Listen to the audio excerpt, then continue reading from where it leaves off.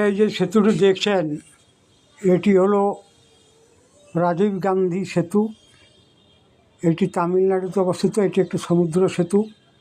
1988 সালে আমাদের তৎকালীন প্রধানমন্ত্রী রাজীব গান্ধী এই সেতুটি উদ্বোধন করে তিনি একটি সভাস্থলে গিয়েছিলেন এবং সেখানেই তিনি বিস্ফোরণে প্রাণ হারান এবং শহীদ হন। তো এই যে সেতুটি দেখছেন এটা হলো রাজীব গান্ধী সেতু।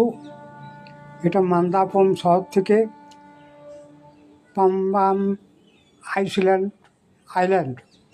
আইল্যান্ড এটি যুক্ত করেছে এবং এর দৈর্ঘ্য 2.34 কিলোমিটার। এটি রাজীব গান্ধী তো উদ্বোধন করে গিয়েছিলেন।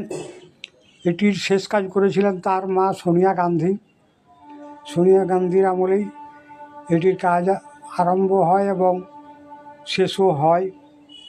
তারপর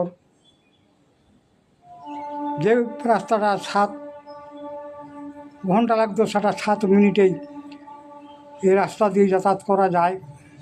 এটি একটি বিশাল সেতু, এত খুব বড় সেতু। এর সাথে আবার যোগ হয়েছে বান্দ্রা বর্লি সি লিঙ্ক সমুদ্র সেতুর সাথে এটিও যোগ হয়েছে এবং যোগ হয়ে টোটাল হয়েছে 5.7 কিলোমিটার।